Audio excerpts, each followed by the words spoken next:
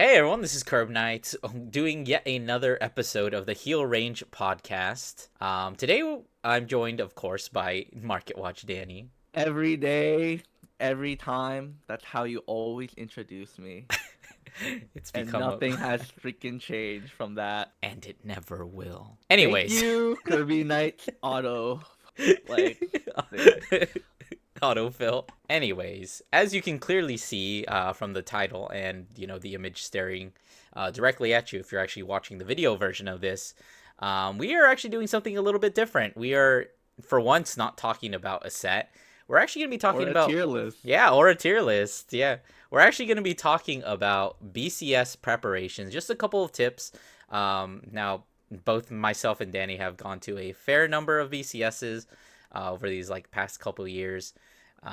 So we like to think that we have at least a little bit of, experience, and we can, I don't know, give you some tips. Anything to add? Yeah, pretty much. It's not necessarily like, oh, here's like the tips and tricks. That's not just like that, but it's just also things to consider for yourself as well because, there are a limited amount of BCSs, and, if you aren't in like a state, for instance, or like a country that has it, then maybe, you want to travel, and, traveling costs money. So, like, you kind of really want to like be prepared for those types of events because of how limited in numbers there are. Like there's not an Mm-hmm. abundant like, oh, like I can go this week in like my city and then like another city over or something like that. Yeah, we're not definitely not like Europe where you can just easily hop from one country to the other. Yeah. But the main reason why we wanted to do this was because the Bushi Road actually put in their like on their Twitter like preparation tips. So I thought that was kind of funny. So Yeah, I we'll think a just lot of continue people found going that on pretty with funny. yeah, so we'll just continue on with the first real reason here, and it is to determine your reason for attending. Now, you might want to think like, oh yeah, I want to tend to, play Vanguard, right? But Wow, very cool. there's like a couple of things there too, right? Like for Mm-hmm. instance, like the first thing you have to consider is like, are you more focused on the competition, right? Like, do you want to go to Worlds? Do you want to see your VG Paradox ranking go up? Do you want to get like the energy generator for making top 32, right? Like these are all kind of like competitive goals that you might have, for instance, or maybe it could just be like a personal competitive goal that you have as well, right? Mm-hmm. Because I know a lot of people, right? Like, especially like this season or prior season too, with the now generator, a lot of Mm-hmm. people are like I want to make like top 32. I want to win that generator. Whereas like what was it? Our friends like the box, I Yeah. asked them like, "Oh, like did you care like which generator?" They're like, "No, we're aiming for invites." So, those are two different goals, but they're in the same vein of being competitive, right? Mm-hmm. And do you think we Yeah. should share how we kind of feel about this competitive spirit, like what our own personal take is? Yeah, of course. For me personally, I am a pretty competitive person, I want to say. I've since then mellowed out quite a bit. I'm now look to enjoy myself a lot more, but with competition, right? It does light that sort of fire in you, Mm-hmm. especially once you see other people around you being competitive as well, like your friend group. Like if you see your, fellow teammates, your fellow friends, your locals, they all are doing well, and then you're not really like, you're like X3 by like round three, Mm-hmm.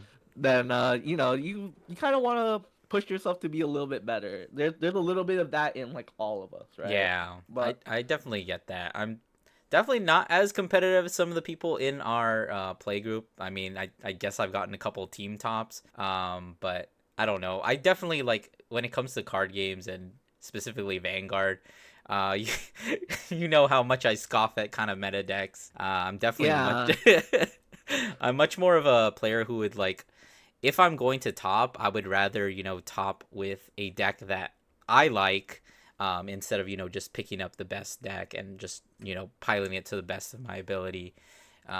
Just I don't know. That's just kind of where I am as a competitive player. Yeah. Or, that's a very nice transition because one of the other aspects of it is the social aspect. Whoa! Look at that. That's us. Whoa, that is us. Wait, where are you? You're only in like I'm in the left. I'm you're in my like left right photo. next to me, just there. Yeah, I am just there. But yes, this is also there's also the social aspect of the event, right? Mm-hmm. Where like, are you going to have fun, right? Do you want to just hang out with your friends during this event? Do you want to maybe meet like online people like in person, right? Yeah. Or maybe just like treat it as like a sort of vacation, right? Like for Mm-hmm. instance, in the photos there, that's when we went to Texas two different times. One of them was for a BCS, and then the other was for a team tournament. Yeah, spring Summerfest specifically. Yeah, Summerfest in particular. So that's something that I think a lot of people also need to consider. It's not really anything that people have on like the forefront of their mind, right? Where it's just Mm-hmm. kind of like, oh, like yeah, duh, like I'm gonna go with my friends, right? But like at the end of the day, right? We all kind of use card games as like a sort of how you say like Like a social social out. outlet. Yeah, pretty much, right? So at that point, you kind of have to consider like, well, yeah, we're all here to compete, but at the end of the day, I just want to hang out with my friends. And like, as our good friend Josh always says at the end of the day, did we have fun, guys? And that's kind of like, what That's a to big say, part of it, right? yeah. That's a big part of it as well. But that's not to say it is one or the other, right? So you do have to consider, right? Like, yeah, there's the competition, and then there's like the social like aspect of going to a BCS. But like, what do you kind of like value more?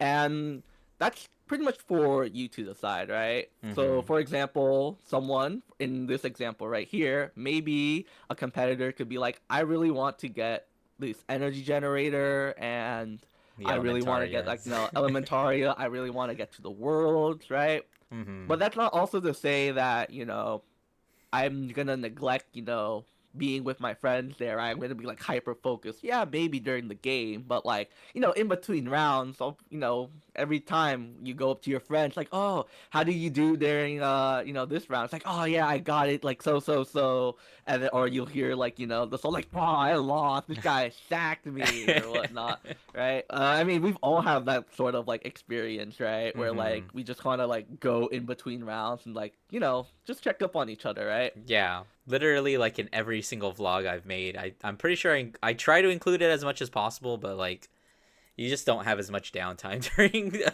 during rounds and to actually like record good content. At least I've found. Yeah, especially with Bushi Nav, it's been so good that there's like less downtime in between, which is like a good and a bad thing. Yeah.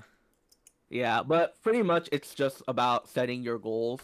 And to add more into that, it's more so about like reasonable expectations, right? Mm-hmm. Like, let's be real here, right? Like, if you are a person that does not have like the meta decks, right? Let's say like you play like Records of Ragnarok, right? And then you're like, wow, like I want to win worlds with Records of Ragnarok like Zeus. And you're just like it's cool to have a little delusion, right? That's Yeah. like, it feels like the hope, but at the same time, you gotta also have to evaluate, your choices as well as, your own skill as like a player, right? Do you kind of like believe that like, I am like a top 32 player in this like 300 plus like event, right? Mm-hmm. And that's sort of something like you have to consider when it's like, okay, yeah, like I really want to win this, but at the same time, it's like I know the person that I am, right? Mm-hmm. And I think you also have to just like evaluate yourself and like your experience. Like, are you a new player? Are you a seasoned player? Are you a player that goes to locals every single week and practices? Or are you a kind of person who shows up every once in a while and then like only plays like, I don't know, 4 round tournaments? Are you at a casual locals? Are you at a competitive locals? Like what how much of your own skill in Vanguard have you actually devoted the time to like kind of building up as well. Yeah, and the reason why you kind of want to set these reasonable expectations is mainly just to prep your mental for it, Mm-hmm. right? Like if you go in and you are expecting to like, for example, the Elementaria with the Akina or like, the Cray Elementals on it, I believe you only get that for top 4, right? Let's say Mm-hmm. that you really want to get that, right? But then like, your skill, right? You're entering with like Records of Ragnarok as I keep putting out there, right? And it's kind of just like, okay, and then like you don't make top 32, right? Like you don't make Yeah. top 8 or top 4 yet, not even like top 32, and you get like really bummed out.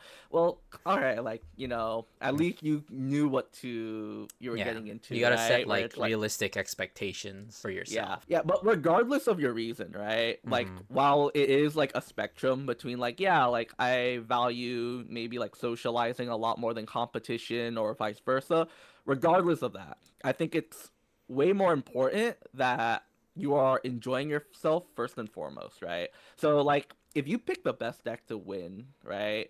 Or to try to win, Yeah. right? But you aren't feeling good while playing it, maybe you want to like reconsider your options, right? Or maybe vice versa, right? Maybe Mm-hmm. like I bring my pet deck, right? Let's say like my pet deck is Wurbel, for example, right? I Mm-hmm. go in and like it's like, you know what? Like Wurbel's like my favorite deck. I've been playing it. Like I remember Vortex Dragon, yada yada yada. I go in and then like, yeah, I'm playing it, but I just went X3 drop, then like, maybe, reconsider that as well, right? Like Yeah. it's very important that like at the end of the day, right, we're taking times out of our weekends and our lives just to go and compete at this event. So like, the least we can do is like make sure we have a good Yeah. time, right? Yeah. Yeah. Now, speaking of the, Wurbel or like the top deck, that's where we're gonna go on to next, which is your deck choice. Now, we gotta narrow down the choices, right? I'm sorry. If you're just listening to this, you're not gonna understand. But Yeah, my I want to take some time here, just kind of just like explain to you where my ice went. So I first started I looking at this King Ghidorah beam here, and then my eyes gravitated over to the VG paradox pie chart. And they finally went down. Picture of Dreadful Enthusiast. Yeah, so a little background. I had my brother, Drajold Enthusiast, who is currently on the screen right now. I had his help to make the slides, and this is Kirby Knight's first time looking at this. So you're getting a live reaction on Darren's presentation skills. But yeah, so narrowing your choices, though, right? Like, at this point, we've got like I want to say, do you think we're even at like 100 like ride lines I at this think we're point? over 100 at this point. I remember someone like making a post on Vanguardians about, hey, we actually have like well over 100 at this point. Oh, assuming we include like collabs and stuff like that. Yeah. So there are a lot of different choices that we can go through, right? And so then you kind of really do need to narrow down like, okay, what are your picks for this event? Not just because of like the myriad of options there, but like just for yourself as well, right? Like imagine you go to this event, you don't know what you're playing, and at last minute you decide to register your deck, but you didn't know which deck you were gonna register, so you just brought all your decks. Mm-hmm. And you just pull like a Josh or a Ryuki, right? Yeah. So like, so pretty much, you just want to like narrow your choices, right? Yeah, it So also there's a just it's couple of gonna be factors. easier Oh, on go you. ahead. Just like as a quick note, it's definitely just gonna be easier if you. We'll probably talk more about this later, but when we talk about like what you want to bring, but you should probably definitely have your choice picked before you actually get to the venue, especially if you are traveling. Because if you are not decided, that's more decks you have to bring. That's more stuff you have to put in your luggage. More things you have to keep track of. More things that you could potentially lose. It's just much more simpler if you just have your one or two decks with you. Yeah. So pretty much, there's a couple of things you want to like ask yourself, right? So, like, do you want to top or win?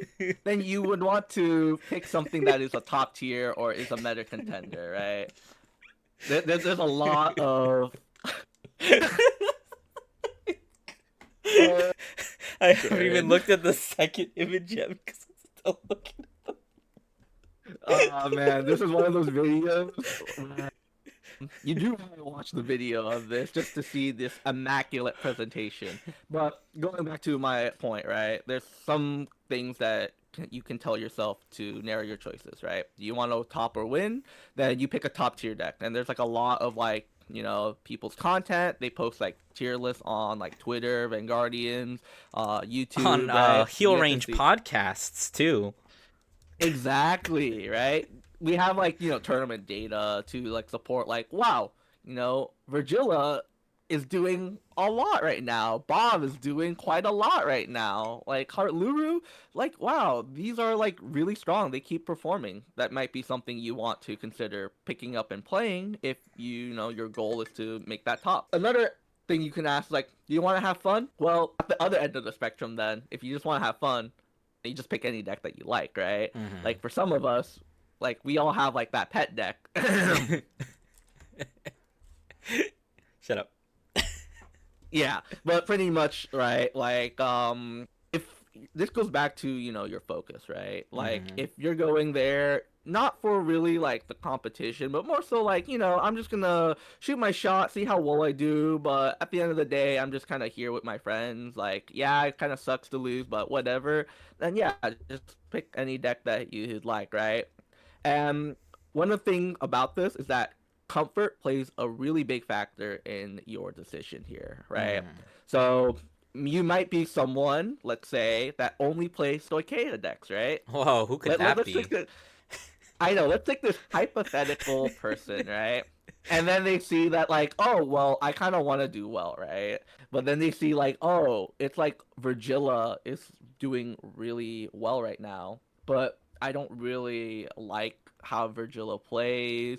Like, I have to pick up the deck, I have I to have to read the read it, right? cards. Yeah. So at that point, right, you kind of just want to pick with the comfort, and I believe that's kind of what you've always like leaned towards in Yeah, a lot of these BCSs. pretty much. I mean, I have like taken Magnolia to at least like two BCSs and then at least a couple Summerfests, even when it's not the best deck in the room. But hey, like even though it's not the best deck in the room, right? It's, Hmm. your comfort pick, right? Like I have seen you at locals where you're just like, "Hey guys, I just went like X1 on like Magnolia. I did like really well. I only lost to like OT defensively or something like Hmm. that, right?" Yeah. So like, there's something to be said about like, oh, like I'm very comfortable playing, Magnolia, right? That's Hmm. not to say that like, like oh, like I'm very comfortable playing like Bob Yeah. Saga, for instance, right? That's not to say that it's like one you're either like a casual or like a all competitive, all in. Again, goes back to like it's kind of like a spectrum, it's kind of like a mix of it, right? Hmm. And But I guess just like a quick note on that, like especially with the new time rules, you're definitely going to be very much benefited by picking something that you're really comfortable with me with. Like for me, like if I'm playing Magnolia, I don't even really have to think about the numbers. Like I literally just will automatically know every single number, and I can just like name them off the top of my head in any given scenario, just because I've played the deck that much. yeah, you just look at the pictures and then like you're just like, you know what? I know exactly how this is gonna turn out. But regardless of if it's your comfort or you're picking up a deck for the first time, you still got to practice. You gotta practice your deck, right? And then there's a myriad ways for you to practice, right? There you can either play online for some people who might not have the luxury of an abundant locals Hmm. or like other friends nearby to like play with, then you can play online. So things like what was it, simulators that are on there, or just even remote fight, right? I Yeah. believe there are Discord servers out there. I And I believe, like for believe, example, and I believe there is even a very helpful video on exactly how to do a remote fight on the official Bushiroad channel. exactly, but other people as well, right? Like even if you don't know like people around you, just going online is like very helpful. Like once you set up like the ability to remote fight, it's you can just go into like, a Discord server for instance and just like start playing against someone, just asking for games, and then they probably know like, oh yeah, like you play a lot. There's also this other server that you could do. Some content creators even have their own Yeah. servers in which like you can play in. But for a lot of people too, I think the most common thing is to play in person. That could be at a friend's house, but even Whoa. more commonly at locals, right? Yeah, I could So imagine like playing at a friend's house would be absolutely amazing. yeah, like someone's garage in the middle of summer With no AC. and like three fans. Not talking from experience at all. Yeah, like who would do that? That sounds like a terrible plan. And the only thing you could Yeah. do to make it like worse is like add a completely new format that no one has ever played before. Yeah, yeah, who would do that? Yeah, I But don't know who would do it. getting back onto topic here, right? Like playing at locals is probably like the closest equivalent you can get to like decent practice, right? Because there are some stakes on the line, right? If you're just playing between friends, like if your friend like triggers over trigger on you, right? You Hmm. can just like pack it up, right? And just be like, you know what, man, I'm just gonna go jump on your bed or something like that, right? Like whereas at locals, right, you paid money for entry, right? And Hmm. then there is pricing on the line, whether that Yeah. be store credit or additional packs. So, you kind of are incentivized to play it out. And it puts you in these scenarios where, you could face it in a BCS, right? Like, what will you do, right? Because Hmm. at a BCS, you're not really gonna just concede out of nowhere, right? Or just be like, yeah, no, I give up. Like, I don't want to play this out. And it's kind of just like, well, you only got one shot at it, right? So you Yeah. might as well continue to play it out. So, and locals is probably one of like the better place to place off against a wide variety full of the meta, right? There Hmm. are some locals like you alluded to earlier that are more casual. There are some that are more competitive, but by and large, it's mostly like a mix of those. And you never know, right? Because anybody could bring anything at this point, right? Yeah. Now, obviously, if you go like multiple weeks, you can kind of expect like certain people to bring like their comfort deck, right? Like Hmm. there's a local person at our locals who only plays lyrical decks and Minerva. But like we can reasonably expect, right? When he shows up, we're like, oh, like yeah, like you're always gonna be playing that, right? Hmm. So it's like a good way to just kind of like test the water out there, right? Because we all have like sort of theories, right? But we don't know whether they work in practice. Yeah. And there's only one way to test those theories. Yeah, pretty much. But it's also, a good place to, well, reading your cards does explain your cards for the most part, right? But Yeah. like, you really want to get in the groove of playing your deck, right? Whether that be like, with your friends on remote or at locals, you really want to, practice your deck, Hmm. right? Because knowing your cards, it helps lessen the mental fatigue it takes to pilot your deck during the tournament. Because let's be real here, right? It's gonna be if you realistically want to, let's say, make top eight, right? Let's Hmm. say you're gonna play like what, like 7 to 8 rounds of Swiss, Yeah.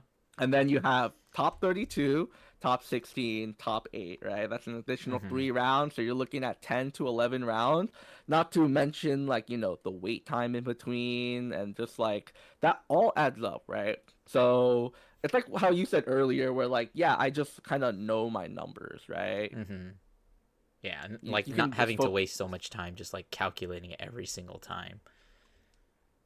Yeah, you can pretty much just focus less on what you need to do and instead focus more on what the opponent's doing or what they're going to do and prepare for that.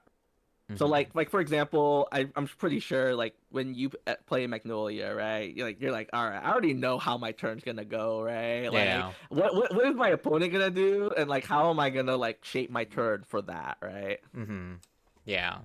There's just like so many like decisions. Like I can specifically remember like having to think about like getting the top three off Karis, and I can only call one thing, and having to decide between like aggression or defense. And then like all I had to really think about was like look at the deck I was up against and kind of make my decision just based on that. Yeah, pretty much. And while you do practice, right? So in this scenario where we are practicing our deck choice for BCS, it also means it helps you to understand certain matchups will play out, right? Mm-hmm. Which deck is more favored, right? If you're playing Weisruger, right, you're praying to, Messiah that you never play against a prison player, right? Because Mm-hmm. that's so unfavorable. Yeah. And regardless of like who's favored or whatnot, it's what you should do in this particular matchup, right? Like one example at the moment is a lot of players know that against Balsagra, right? Balsagra has that front row retire, but if they don't retire anything, they get a draw. So most of the time, people would like elect to leave at least one unit in the front row. So at the very least, the opponent doesn't get an additional plus just for free, right? Yeah. So like, Yeah. yeah, Yeah. you lose one card, but them gaining another card is gonna be such a monumental like advantage that adds up the more they do that. Or like, maybe you play against like a deck that has bind capabilities, Mm-hmm. right? You don't want to run out all of your like important pieces like all at once or just leave them vulnerable, right? Mm-hmm. Yeah, or like, it's pretty much just understanding your lines of plays whenever certain situations comes up. Or like for instance like damage denial, maybe grade 2 gaming, like how you Mm-hmm. want to like order like your early turns. Like do you have any like since you're so familiar with like Magnolia for instance, right? You've ever like picked up on anything in like certain matchups at all?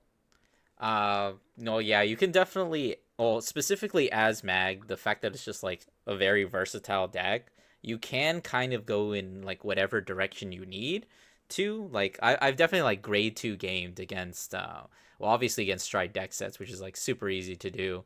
But like other go second decks, like you should know which decks are decks that want to go second, and especially in this format, considering most decks want to, and you kind of have to be able to determine like, okay, is this a matchup where I can ride up? If I ride up here, am I going to completely die to their clapback, or do I want to kind of wait it out a turn? Do I want to try and rack up, a little bit more damage? Try and snipe out a couple more of their resources. Just getting myself to like a comfortable position where you can actually take their first grade 3 turn if they did get the beneficial second. Yeah, exactly. And when you how you come to these conclusions, again, just getting the reps in, just practicing, because this is a good time to test out your theories, your techs, right? Because Mm-hmm. one of the things you want to try to avoid is making any like last minute change before the event, right?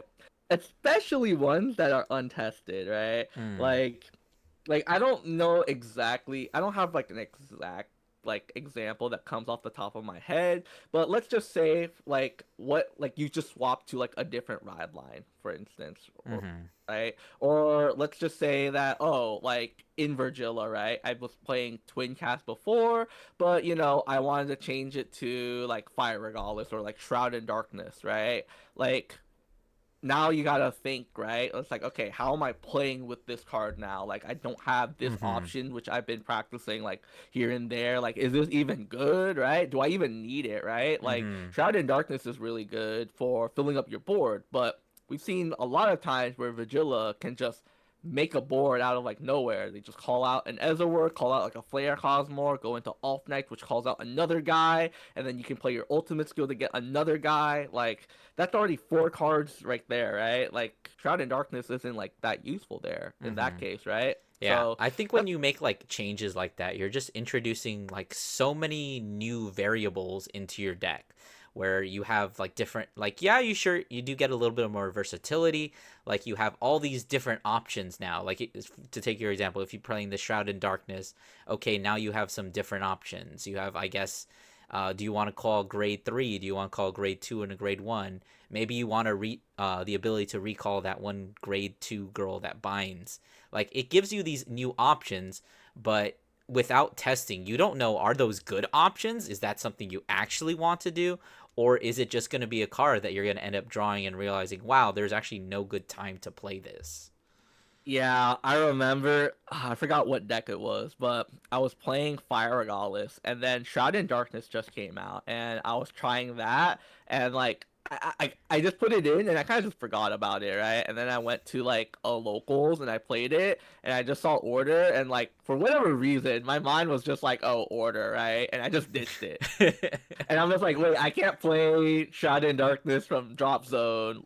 Like, cause I'm so used to like, oh, I see Fire Regardless, I see like Grade 3 Order, I'm just gonna ditch it, right? So it's kind of just also like, cause we all have that sort of like, not like reaction per se, but sort of Instinct. like, yeah, instinct, right? Where we're like, oh yeah, I should do this, but like, you gotta really sit and think through it too. Hmm. And that's not Yeah. something you want to be doing in the middle of a big tournament. Yeah. But, this is just all about practicing, your deck. But one thing that I've done quite a lot is practicing other decks. Now, I'm pretty sure you you practice other decks in the opposite direction, let's say. Yeah. But in the sense that like, you're coming up with these crazy brews, right? Like more Yeah. to come in the Kirby Knight YouTube channel. Yeah, stay tuned. Whoa. Yeah, but you want to practice other decks, right? Like, because this is very helpful if you've already selected your deck of choice, and that's what you're gonna plan to bring to a BCS, right? Hmm. So, for example, when I went to the Rosemont BCS, I was already pretty much locked in on playing Regilla, right? Hmm. Well, and I've been playing Regilla like at locals between friends. Like I was pretty like practiced with it, and I felt like I'm pretty comfortable with the deck, right?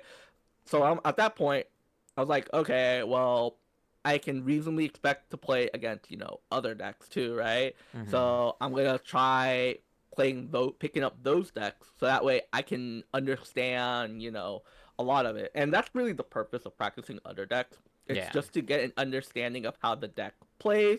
It's so that way you can better able to identify their strong points and weaknesses. So like for instance, right, if you picked up like Heart Luru, for example, right, you can ask yourself, like, you can notice, like, wow, like, at this point, I'm like really scared of getting damage denied after, like, I counterblast for, like, my dragon to get a draw. Well, they can just attack my rears and just give me no damage to play with, right? Yeah, and just That's turn you when you into a can three take attack that. deck. Yeah, that's when you can take it where it's just like, oh, well, maybe like I now know where like that is an opportunity where, I can damage deny. Same thing with like, if you're against like Bob, right? Let's say like you're going like second against Bob, you attack on grade one, they block it, and then they play like, they ride up to grade two, and then they call out like, Paula, for example, or like a Yuma shot, right? Well, they're at zero damage, right? And now they're forced to have like Kangshati or like extra arms in their hand in order to be able to like get that like additional arm, the two arms, because you can just attack the rear, deny them the CB. They aren't able to search their deck for two more arms and get a free arm from there. So it's pretty much just like noticing that, right? Or Hmm. like, for example, like when I played Heart Luru, right? I was like when I like restand like the bear, I'll be like, please do not have Elementaria, please do not have Elementaria, right?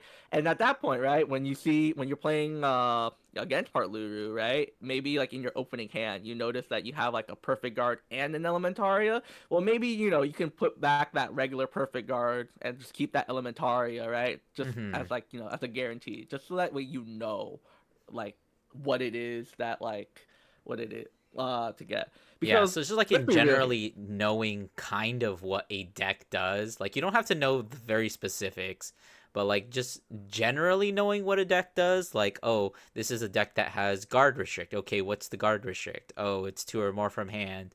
And then considering how does your deck play into that? Well, am I already guarding with a bunch of little things from hand? Do I rely more on intercepts? What's the guard restrict? Oh, you can't intercept for this attack. Okay, well, maybe I have to conserve more cards in hand instead of calling that unit that I could have used to push. Maybe I just call something else because I know that they're going to be like sealing my intercepts. Oh man, stealing intercepts. What a concept.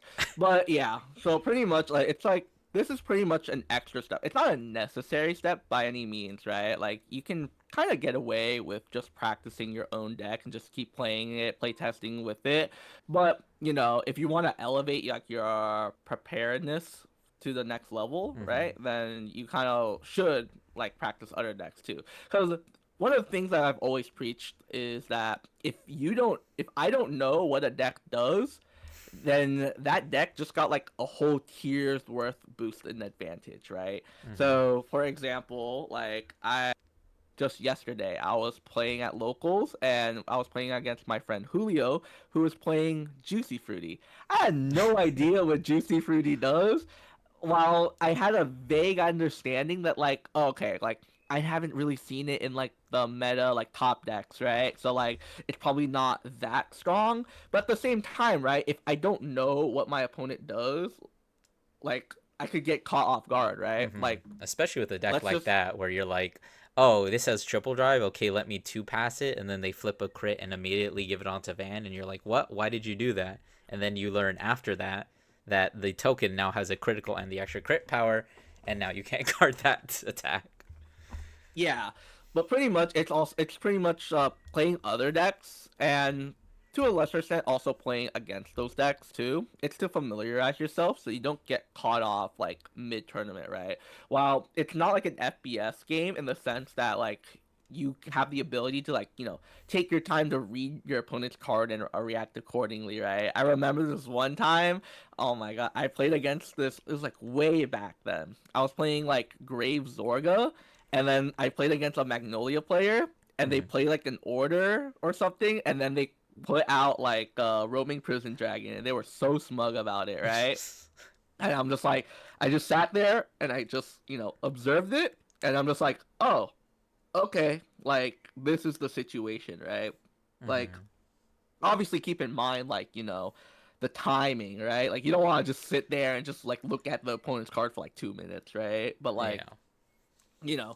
you can actually you don't want to get caught off guard because then once you get like off your balance, it's kind of a bit hard to get back into focus, right? We've all had that time where like we get caught off guard, not in the sense of like even just our play, but like even like the vibes, right? Like we all have that experience where like we're the last round in like the locals and everybody's just crowding around and you kind of feel that pressure and then you do like a misplay or something like that and then Mm-hmm. you kind of just start fumbling there. So like it's so that way you don't get caught off guard, thrown out of rhythm. And the key example here, and you laughed at it earlier, is prison. I don't God, know for people will just yeah, keep losing to this. My God, maybe I do need to make a video on it.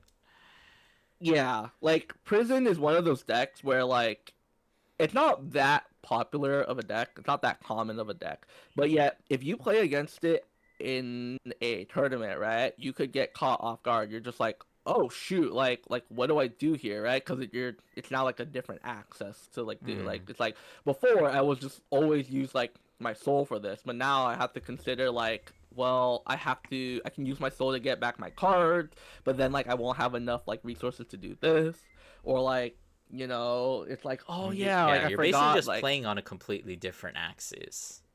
Like you have to yeah, completely change what your playstyle is. Like you can still kind of play your deck, but you have to play it in a different kind of way. yeah. So pretty much, it's kind of like where, at least if you played against it, right, you kind of know, but you kind of like have a familiarity of like, okay, I'm playing against a prison opponent, then like this is what I should do in this matchup, and you can even elevate that even further, right, by picking up prison yourself, playing it, and then you can just notice like, wow, I don't have like a lot of cards in my hand, so like Mm-hmm. maybe like I could, if I'm playing against it, I can take advantage of that too, right? Like one of the things that I remember when I was practicing for Lyrical Cup was that I was kind of scared of Kyrie, Grade 4 Kyrie, Mm-hmm. or rather the new Grade 3 Yeah. Like, Kyrie, because I was like, dude, your hand is so big, and as I was playing it, I almost like five of my cards are 5k shield out of my 10 card hand. Like yeah. it is such.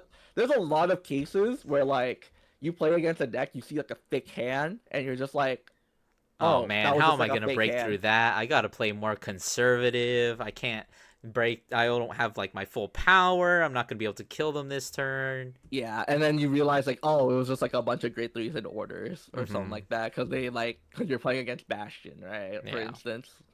But yeah, it's so that way that like you really just want to not, you just want to know what your opponent's card does, and at the end of the day, you can always just read, right? Mm-hmm. So like that's pretty much the bulk of like how we want to like talk about practicing.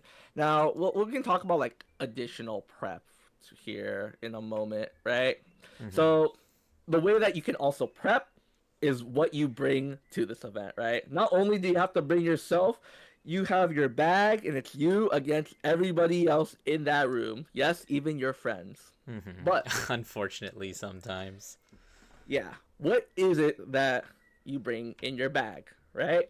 Now, I want to say that, at least for me, right, I would want to err on the side of minimal because at the end of the day, you are responsible for your own things. So the more that you bring, the more that you are liable to lose. And unfortunately, there are shitty people out there that will take an opportunity to take something when it arises, right? So you don't want to be that person that brings all of their decks in their bag. You popped off like you really need to go to the restroom or something at a round. You rush off only to forget you left your backpack there. You go back and now it's gone. Right? You Mm-hmm. you don't want to do that. So you do want to just err on the side of minimal, right? Just bring what's necessary. Obviously, right? If you want to, that could change depending from person to person. But Mm-hmm. regardless, like just don't bring like everything, right? Yeah. And then for some of these items, you kind of just want to refer to like the Bushiroad tournament policy for like the specifics for these. But what do you need to bring? Well, for starters, you're gonna have to bring your deck, right? Because if you're there to compete, you kind of need that, right? Yeah. Even if you're just Yeah, there for like side events, you still need a deck. yeah, obviously you can also just borrow a deck, right? But Mm-hmm. it's good to just have your own, right? And you need a sleeve deck, right? And it's also good to make sure that it's the correct sleeve. So you don't want it to be a standard sleeve because then you could get docked on that. But you also would like to bring extra sleeves as well because sleeves can break, so it is useful to bring extra so you can replace them, right? Yeah. And especially So if you are planning yeah. to actually try and get to that top 32, you absolutely need to have extra sleeves. It just saves you a lot of headache. And I think we've had like stories of people having to go out and like purchase new sleeves like 3 times just so they could pass deck check. Yeah, and then other useful things are like a playmat, right? You don't know how the table surface might be, right? Someone could accidentally spill water in between rounds. You know, there is that stereotype that card gamers aren't the most hygienic, right? And let's be real here, right? After like multiple rounds of play, your hands do kind of get crummy, right? And Mm-hmm. so then it's kind of like, at least I know my play space is protected, right? Yeah. Same thing with a box, right? A deck box. Like, yeah, you can just carry your deck in your hand, right? But Yeah. And just that's use the so good old inconvenient. rubber band trick. That's so inconvenient, right? And like, not to say like, a car could just like randomly like fall out. So you don't know. You don't need to bring like, the fanciest of deck boxes, right? Mm-hmm. Like you just bring like a simple like Ultra Pro like plastic deck box, just something to do the job. Yeah. Yeah. And And then, honestly, like the less fancy, the better. Like, as cool as deck techs are, they are kind of like a hassle to lug around. Like, yeah, sure, you have all your things with you, but like, you're kind of just like taking up yeah, all your like hands with space with that. yeah, and like, the less impressive your setup is, right? The less likely someone it is to like, be interested in taking that, right? Like if you had someone in like, that gem tech like a Mana Moon like deck box or something like that, or like the plastic Ultra Pro, like on a whim, someone's probably more likely to take the thing. Now, don't do that, Yeah, right? Like yeah. don't be a scummy person, but like, just bring what you want, just be mindful of your things too, Mm-hmm. right? And you should also bring dice, right? Now, how many dice? That could be completely up to you, but dice are just kind of helpful because everybody and their moms are gonna be like, "Hey, can I borrow a dice so we can Yeah. decide who goes first or second, right?" So that's like the main purpose people use it for. Also tracking power. This can also apply to Yeah. like the power blocks as well. It's kind of just useful because like Mhm. it's one thing to say where like with you and your Magnolia deck, right? You know your powers, but your opponent doesn't know that, right? Mhm. Like if I'm playing across from you, I don't know what Magnolia does. Like why is your card? Well, how is it 35k? Explain that to me. And at least if you have like the your dice, you can be like, okay, yeah, like this got 10k from Persona Ride, it got 5k from its skill, another 10k from trigger effects, and so then it's this amount, right? At Mhm. least it's a little bit more clear, right? Mhm. Just like And lets your then opponent like do. It also lets your opponent like double check your work, yeah, just in case you make pretty a mistake. much. Yeah, pretty much. And then a binder, like maybe you want to sell some cards to the vendor, trade with people in between the rounds or after the event, right? Mhm. It's like, or like you want to place like loose cards, right? Like your entry promos. You don't want to put that into your deck box because, It you is could be technically, yeah. accused of cheating, right? Like if I was playing like Virgilla and I pulled like a Dragon Empire, like, promo, Yeah. yeah, maybe like obviously, what am I gonna do with this Alka Libra like promo, right? In like my Virgila deck, but you never know, right? Some people have Mhm. crazy brews out there, Yeah. so it Huh. is like I something. wonder who that could be. Yeah, I wonder as well, right? But kind of adding on to that too, right? Going a little bit back to your deck, it's good to double check your deck list that matches the deck log. So when Mhm. you enter these BCS events on Bushinav, when you register, you also need to register a deck, which is tied to your deck log that you make. Now you Mhm. want to double check that it matches because when you make that top 32, they do go over, make sure they have everything. And they are pretty strict about that, right? So first thing obviously is like, your card quantities, right? If you're playing like 4 of this, but you're only playing like, you only bought 3 of it, they see that, they're like, well, you're playing like an illegal deck that doesn't match, you're gonna be DQ'd, right? Card art Mhm. also matters a lot. I remember one of the first Spring Fest, one of the top 8 teams got DQ'd because their heals did not match. Now, this was before we got effect heals as well. So, Mhm. like, they were effectively the same, right? Like, yeah, you could say that, maybe like their traits or their types are could come up, right? Yeah. Or like whatever reason, like like in Magnolia, right? Sylvan Hornbeast as a Mhm. name like comes up, right? Yeah. Or like Argos, or like even like the Tear Dragon, right? That Mhm. could come up, right? So even though they kind of like are effectively the same, you'd still need to match like your art. Yeah. Now rarities, it's kind of like a little bit less like Yeah, they're a lot less strict on refined. that, but Yeah, you would. like I if feel like like you would especially always got just. Yeah, reprinted. you would just rather err on the side of caution, just like try and match them, like if at all possible. Especially like like you were just saying with reprints, it's like can get kind of really annoying, especially with promos. A slight quick tip from me, something that I've noticed, especially with foil promos, as someone who collects a lot of foil promos.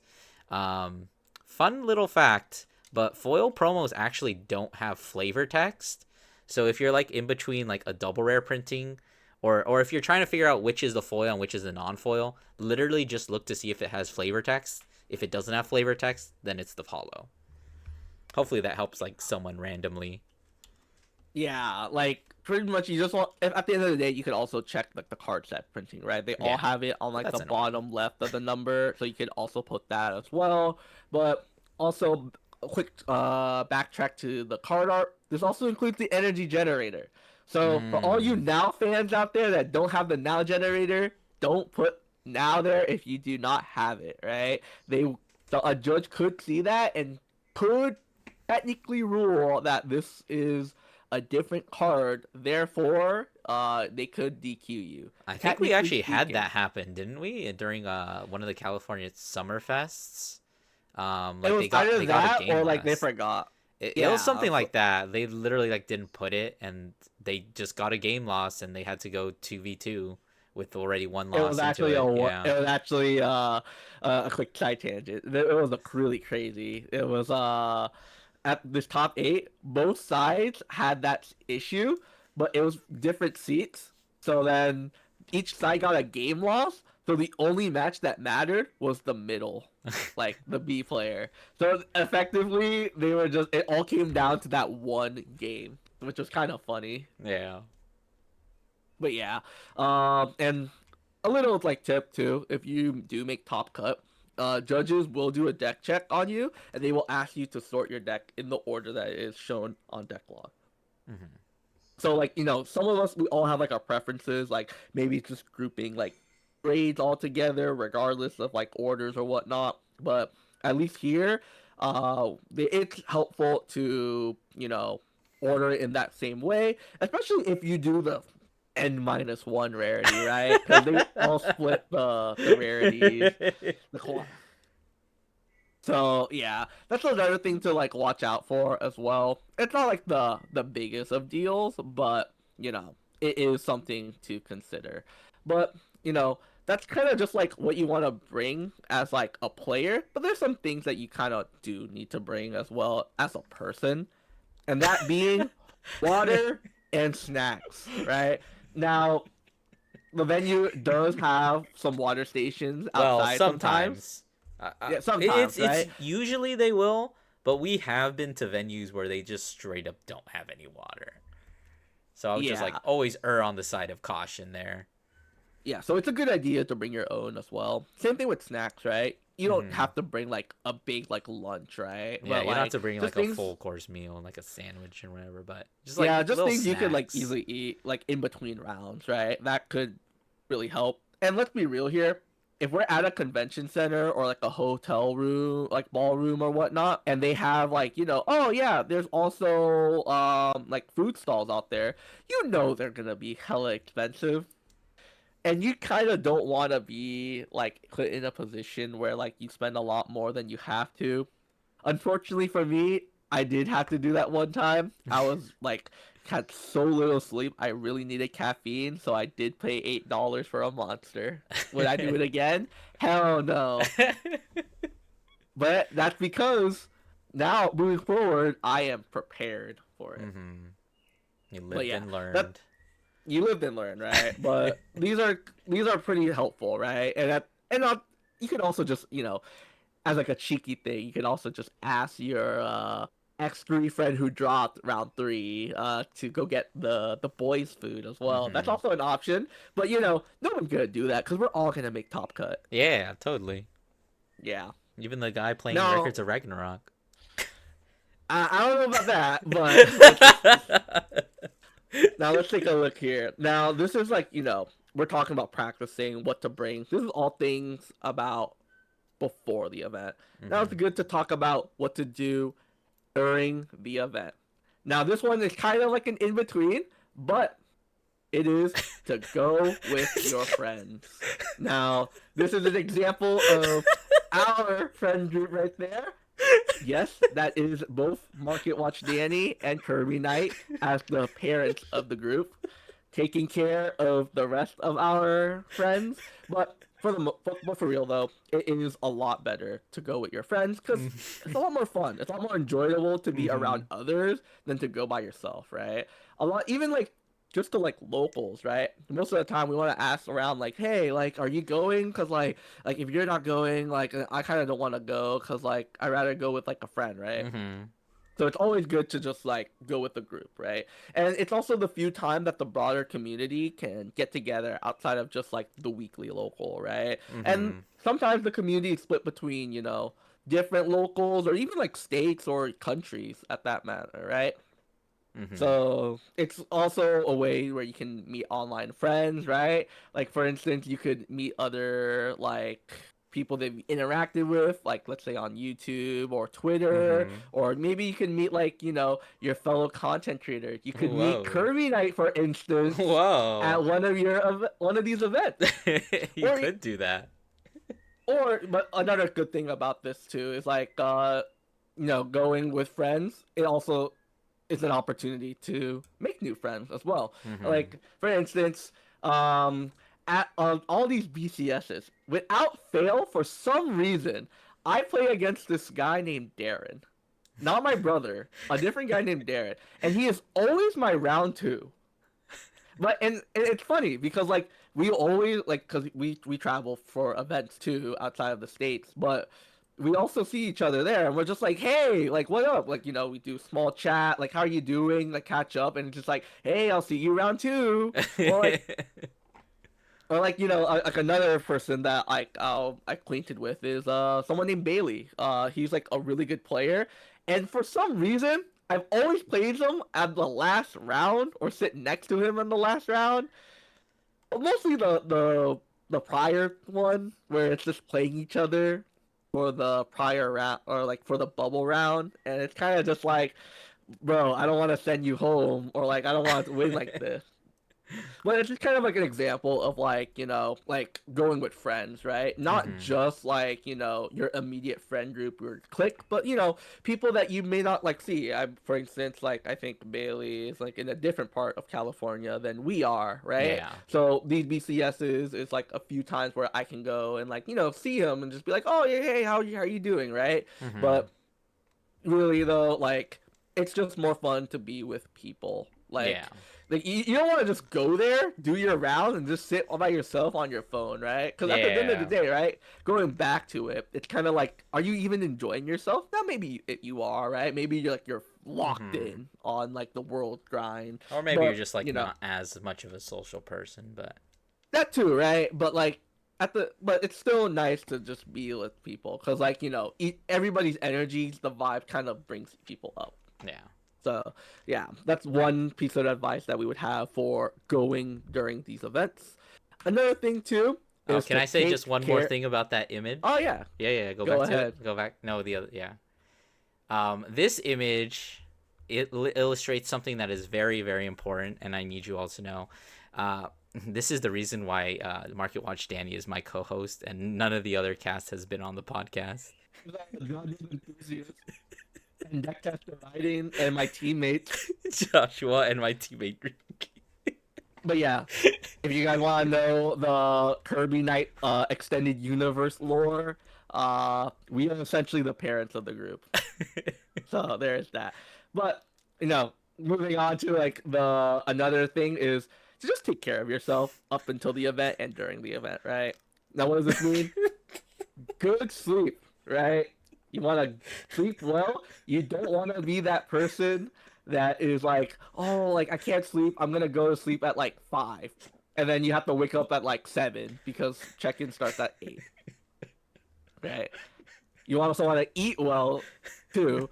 That means kind of preferably like to eat clean, right? Because then a lot of like these highly processed foods, like fast food for whatnot, they could bog you down a little bit. So do keep that in mind.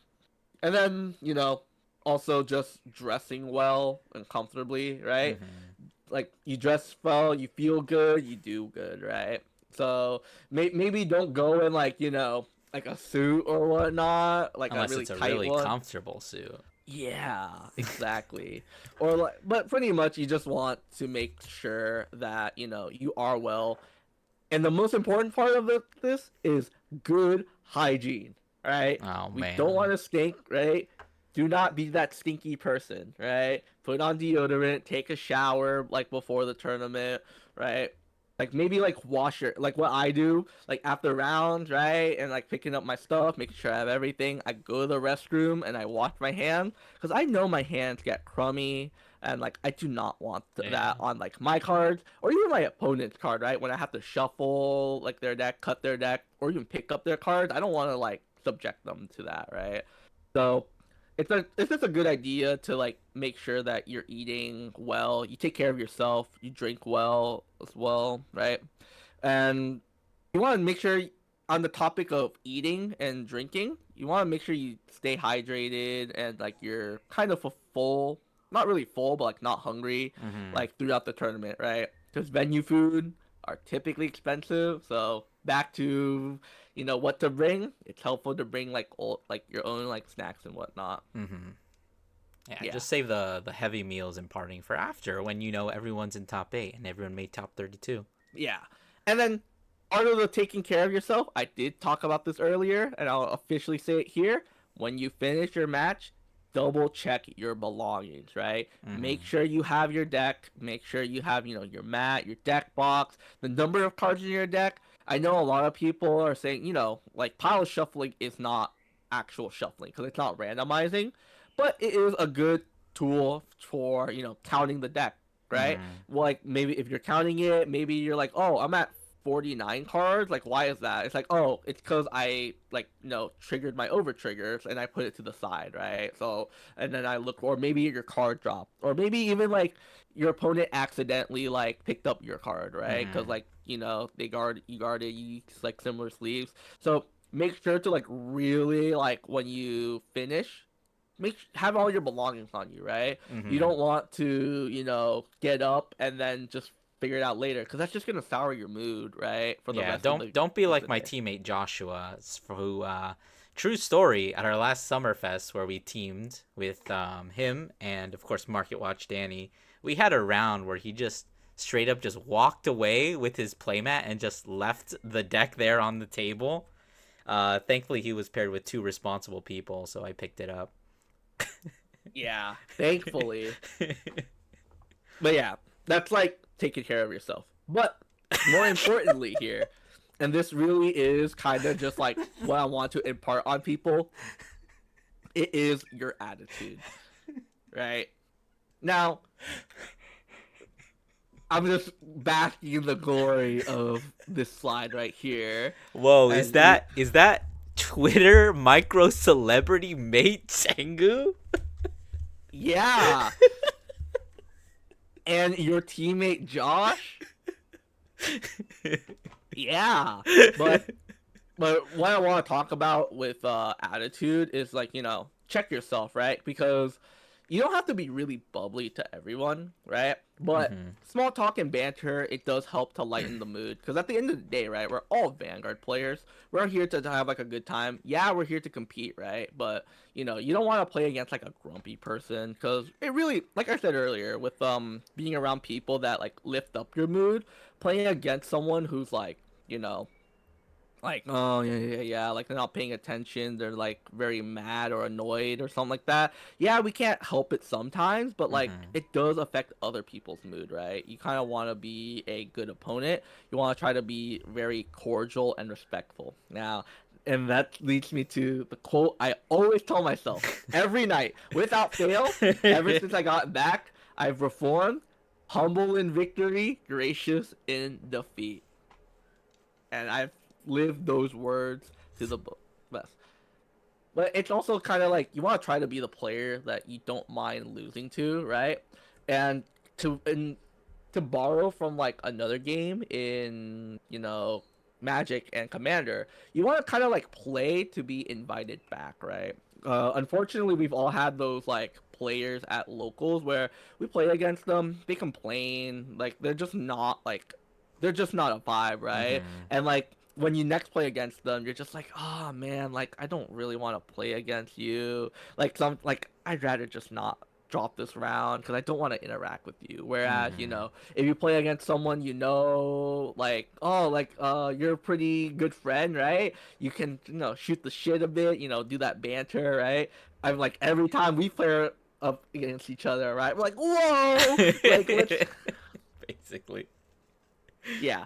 It just boils down to like being a good vibe, right? Mm-hmm. Like yeah, we don't like I said earlier, you don't need to be like bubbly towards everyone, but just be a good sport, right? Cuz Yeah. no matter who it is, just show good sportsmanship.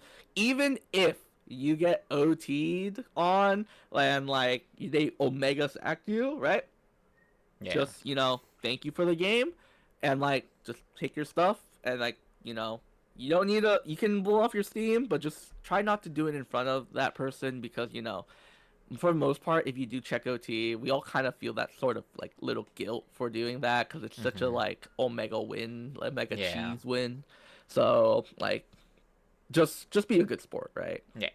You have anything to add on like being like good sport or like any examples of like bad Hmm. sportsmanship even, or even like just bad vibes?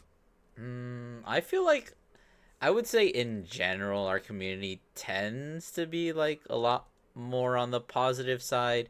I think I remember hearing someone say that like, oh, there's just like so much variance in this game that it tends to kind of attract, more lighthearted people. But there are definitely like those sweats out there. There aren't like too often. And I feel like all the people who are like quote unquote sweaty in like our locals also tend to be like pretty chill about everything. Like you can like hit OT and sure, like you sometimes have people who get like pretty frustrated and they get down on the game and they talk about how much they hate it, but at the end of the day, like they just keep coming back. There's something just about this game that I think kind of just draws people to it, and generally keeps a pretty good attitude. I don't think I've had anyone that's like a major issue. I know that you and Mei Changu have told me about like one person who's like very specifically pretty bad case of it, but like outside of like one or two examples, I would honestly struggle to think of like bad vibes people that we see all around. Yeah, right. Like not only just like, after the game, right? Or even before it, right? Like if you, for example, you flip up your starter and you're like, "Oh, it's Bob again." Like, come on, right? Like you don't want to be that person, but it also matters like, during the game as well. Mm-hmm. There's a couple of things you can do to, really make it a good experience for yourself and your opponent, right? One of the biggest one is to declare your actions out loud, right? You Yeah, may be piloting on autopilot, right? But you can just be like, okay, I'm riding Magnolia Patriarch on ride. I'm gonna call a Silverhorn Beast from my drop to the board, and then I also have, I got the like comma dreads, and then off this, I'm gonna be calling Bonaspati. Bonaspati's gonna call something. Also, I discarded in Larga to write up, so I'm also gonna draw a card, and then I'm gonna use Lattice's skill to Soul Blast one and just add the Inglarv back. Yeah, you just want to be clear about it, Mm-hmm. right? Just so that way, like, you don't want to be called out for any sort of like unintentional like cheating, right? Mm-hmm. And then, asking before taking your opponent's cards, right? Like, Yeah, just there's like some people proper out there manners that, in general. yeah, some people have, their max rarity decks out there, right? You want to handle that with care. I've seen some people don't even handle their own decks with care, and those are like bent as shit. So yeah, and be aware of your pace of play. This goes for both yourself and for the sake of your opponent, right? Because let's be real here, double loss is still a thing, right? Mm-hmm. Like, yeah, you could maybe like be like, oh, like as long as you report like before the judge reports it, maybe that something happens, right? But Mm-hmm. you don't want to be in a position where you go to time and double loss because it doesn't help either player, right? Yeah. Yeah, but that being said, just because double loss is a thing, right? When you end time, you don't want to rush through things because it could Mm-hmm. lead you to forgetting certain things, like oh, like I kind of forgot that I had this card in my hand, or like I forgot certain effects, right? Like for instance, for me, it didn't really happen because of time, but because I was rushing it. I was playing Draconis, and I used Draconis's EB4 skill and bound a card, and I discarded a card. I discarded a Dissection Angel, but I forgot, if I took my time, I'm like, oh wait, that's not part of the cost. I could just literally call out the Dissection Angel, have no cards in hand, and still use the effect. Mm-hmm. And that card was literally the make or break of the game, right? Because I Yeah. was 10k off or 5k off from breaking through my opponent's like cards. So it is something to like yeah, be mindful of your pace of play, but don't rush too much into things, right? And Mm-hmm. even in that case too, right? Don't be shy about calling like a judge for a ruling or any other issue, right? If you feel like your opponent is slow playing or like, you're unsure. I know a common one this BCS is going to be Buster Barrage or like Fluctuate Barrage in Weisruger. I feel like there's Mm-hmm. gonna be so many judge calls. We're like, hey, my opponent says that they called out two Mythish and they tried to bot deck two Mythish, and it's like, no, you can't do Yeah. that. They're called at the same time, so so. Mm-hmm. And Just in like cases like neutral that, right? things. Yeah, and in case like that, right? like don't have to worry about too much because sometimes like the judge will just give you a time extension as well. As long, Mm-hmm. especially if they're like, they have to discuss amongst themselves like, hey, there's like this ruling that we have to go through. Here's how like the policy goes about it, right? Mm-hmm. Now, and even then, right? Even when you lose, try not to tilt, even if it really was unfortunate, right? Mm-hmm. As an example right here, from I believe the Sky Ride, right? Everything could go perfect, and yet you still lose. It may feel so bad, especially if it was like, if you won, you made top 32, but you no longer can, just take for what it is, right? Mm-hmm. Whether your opponent hit like a defensive OT, you decking out, etc., it's fine, right? Mm-hmm. Like, don't just try not to tilt in front of your opponent. Just Mm-hmm. take it one game at a time, right? Because tilting will just lead you to performing way like worse in like the next rounds to come Yeah. too, right? Like there's always those people out there that they lose their first round and then they carry that mood for like the rest of their game, right? Mm-hmm. Like I also like in what was it in Texas in during Lyrical Cup, one of our friends, he played a really close match and he lost due to a misplay and he tilted, right? Like he was like, "Oh, damn." And then like afterwards, right? Like it was like the one of the few rounds left. They just started it, and lo and behold, I'm playing against him, and he's even more tilted because he's playing against like a homie, right? And Mm-hmm. from there, he just kept misplaying and misplaying. So try to catch yourself, right, when you Yeah. do it. Like maybe process your emotions when like you're by yourself or whatnot, but try to like keep it in, like be like a good opponent, right? Yeah. Uh, I think yeah. like well, as just like a small bit of advice, I think you just kind of have to let it go sometimes. Like if your attitude is like even if your attitude is to just like win and you get like really down because like oh you just lost one match. If you still want to win, you have to like fix that attitude cuz you're not going to keep winning if you're just holding on to that loss. If you're going to let it drag you down, it's you're not even going to get anywhere close to your goal. If you want to like actually top, you need to be able to like let it go. Just it's one game.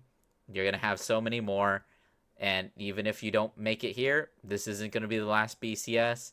If you really want to try again, you can go to a different location. Just like it's so easy to like get hyper focused on what's just happened right here and right now and just like lose track of the bigger picture because at the end of the day you're playing a game. You're there to have fun. Like we've literally been saying over and over again. Whether you're there to like compete or just to have fun, like you you're basically allowing uncontrollable things most of the time to bring down not just like your chances of actually winning, but also just your enjoyment of the game.